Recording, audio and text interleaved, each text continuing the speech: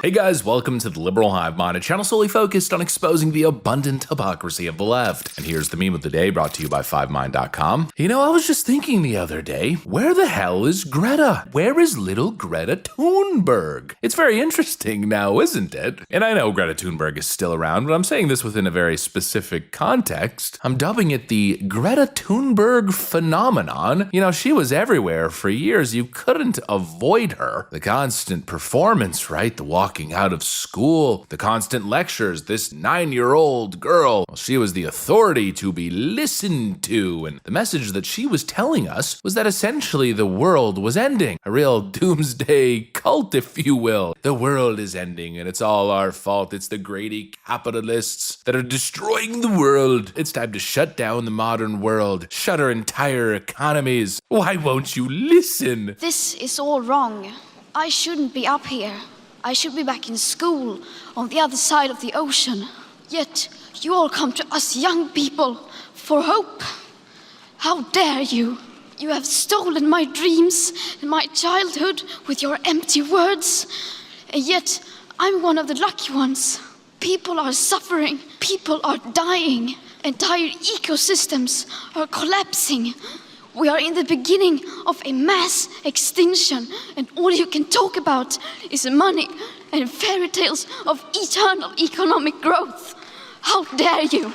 You know, it was non-stop and it was important. She had to be breathing down our necks. She had to be pointing and wagging her finger in our face because the issue was, again, existential, life or death. But now, all of a sudden, again, back to the initial question, where the hell is Greta Thunberg? Very interesting, right? If the issue was so existential, then why has Greta Thunberg simply moved on to the next? Completely abandoned her environmental alarmist stuff, and now she's running around LARPing as some sort of Islamo-friggin' insurgent. From tree-hugging schizo to basically an ISIS bride. Well, you know, I think all of it kind of points to a very clear direction, a clear phenomenon. The performative nature of left-wing activism, the way they create these alarmist existential narratives to attain power, to hoodwink the masses, and then simply move on to the next thing. Let's dig a little deeper, shall we? We got some stuff to get into, so let's roll the tape. Okay, so the Greta Thunberg phenomenon, I think it's really on display as of late, especially as you can tell the left is kind of moving on to the next thing. In the Obama era, environmental alarmism was the big thing, right? That's what they were doing to mobilize the kids, to move the needle, move the agenda. But now all of a sudden, it feels like the whole left-wing grassroots cultural movement, well, they're really only focused on one thing and one thing alone, it appears, and that's advancing third world Islamic narratives. And so basically the attention grift has changed a little, right? We're back in the day crying about the crabs and the fishes, looking into the camera all teary-eyed and saying, the world will end, all the puppies will die in 9 years.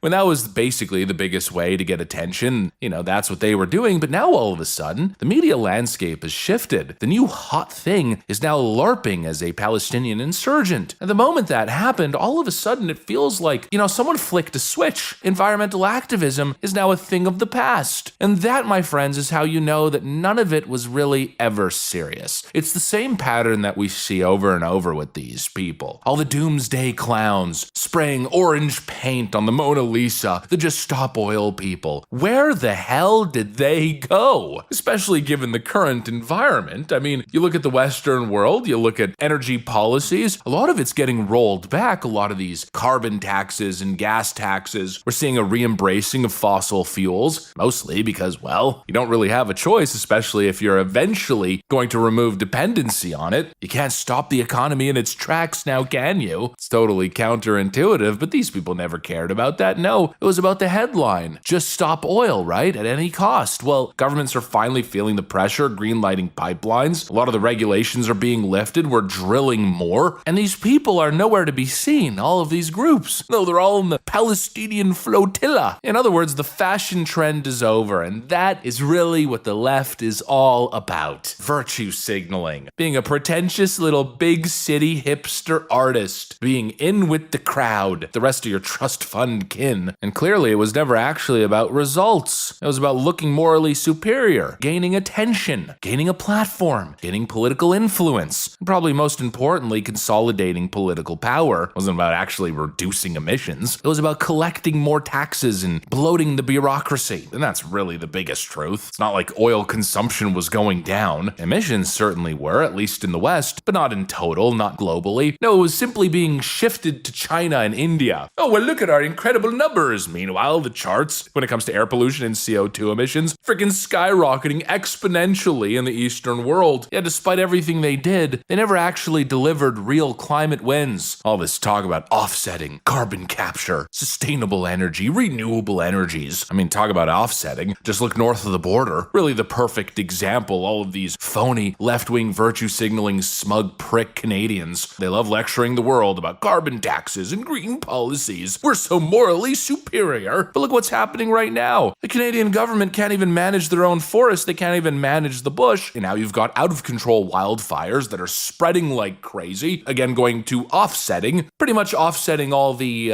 emission reduction efforts that the government has been involved in by taxing the populace. Now, don't quote me on this, but I'm just kind of engaging in a logical leap here. Seems like common sense, so it must be true. I don't know, something tells me there was probably more carbon emissions from those out-of-control wildfires that could have been prevented or at least contained to a degree than all the green policies probably reduced in maybe the last decade. 23 alone, Canadian wildfires released an estimated 1.6 to 2.5 billion tons of CO2. That's more than double Canada's entire annual emissions from all human activity, which sits around 607 to 700 million tons per year. You care about emissions? Clean up your damn forests. But no, instead we need to tax the populace because we're such virtuous elitist douchebags. Oh man, I love those moments where my intuition is just spot on. And really, it's just an experience thing. It's not like I'm some mega brain genius. It's just, come on, we've been through the rodeo with these absolute leftoid morons. There's always some sort of fallacy behind what they're pushing. There's always some sort of deep-rooted hypocrisy, especially when taxation and the growth of the bureaucracy is in play. When there's some sort of perverse big government incentive, well then you know there's something fishy going on every single time. But again, it all just speaks to how performative it is. They don't care about the actual results. They're not interested. They just want the attention, the political clout. They want to craft these narratives that are beneficial for their little leftist, globalist, new world order agenda. And that's why they're always moving on to the next thing. Oh, this no longer works. People are kind of seeing through our BS. It's affecting the economy negatively, which is now affecting us politically negatively. And so let's move to the next frickin' grift. That's exactly what it is. And that's the Greta Thunberg phenomenon. All of a sudden, she's moved on to the next thing. It's very telling indeed. And again, the word is really, I think it's the word of the decade, performative. Anyways, that's what I got. Thanks for watching, and I'll see you on the next one.